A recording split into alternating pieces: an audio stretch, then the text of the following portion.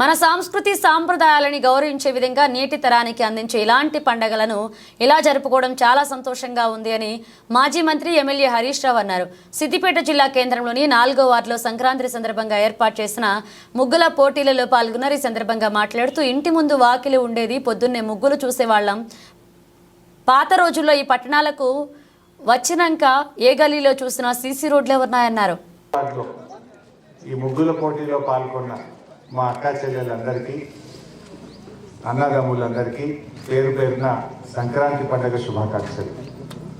నిజంగా ఈరోజు చాలా గొప్పగా, ఏదో పాత రోజుల్లో పల్లెటూళ్ళలో చూస్తే ఇలాంటి ముగ్గుల పో కనబడేవి. ఇంటి ముందు వాకిలు ఉండేది, పొద్దున్నే సాంపు జల్లి పెద్ద పెద్ద ముగ్గులు చూసేవాళ్ళం పాత రోజుల్లో. ఈ పట్టణాలకు వచ్చినాక ఏ గల్లీలో చూసినా సీసీ రోడ్లే. ఆ రోడ్ల మీద పెద్దగా ముగ్గులు వేసే అవకాశం లేకుండా పోయింది. కానీ మా కవిత సంపత్ రెడ్డి గారు చాలా మంచి పోటీ పెట్టారు. ఎందుకంటే మనము ఈ తరం పిల్లలు, చిన్నపిల్లలు, ఆడపిల్లలు ఏమవుతుందంటే ఈ సాంపు లేక, వాకిళ్ళు లేక ముగ్గులు మర్చిపోతున్నారు. ముగ్గులు అంటేనే తెలియకుండా మర్చిపోయే పరిస్థితి వస్తుంది.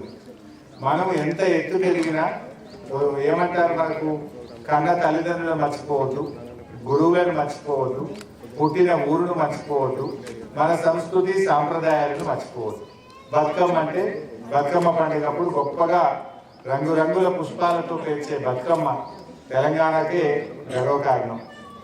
అదేవిధంగా బోనాలు, సంక్రాంతి అంటే గొబ్బెమ్మలు, ముగ్గులు, రంగురంగుల ముగ్గులు, ఇవన్నీ మన సంస్కృతి, అంటే భారతీయ సంస్కృతి.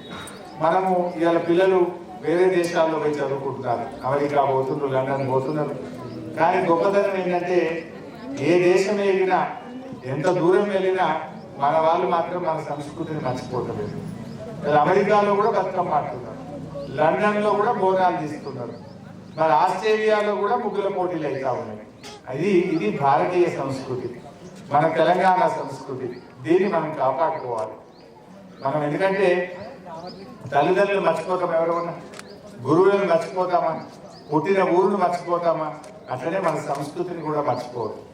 ఒక రకంగా కవితా సంపత్ రెడ్డి గారు ఇలాంటి పోటీ పెట్టడం వల్ల ఏమైంది, ఒక ఉత్సాహం.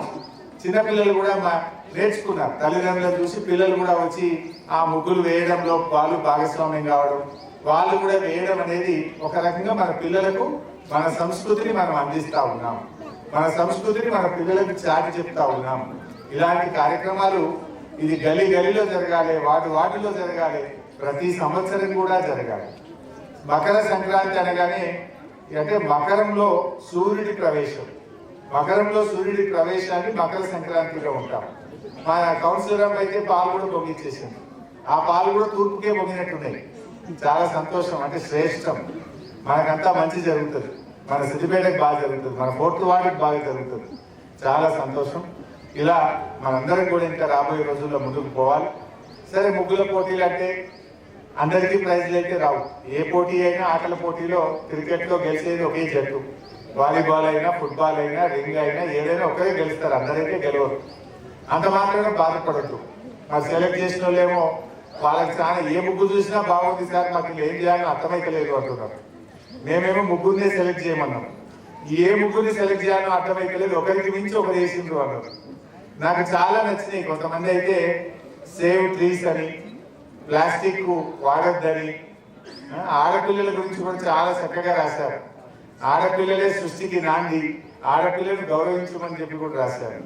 ఇంకా కొంతమంది రైతు గురించి అద్భుతంగా రాశారు. దేశానికి అన్నం పెట్టే రైతు గొప్పవాడు, రైతును, పోలీసును, వైద్యులను, ఈ ముగ్గురిని కూడా మనం గౌరవించాలి అని ఇంకొక ముగ్గులో చూశారు.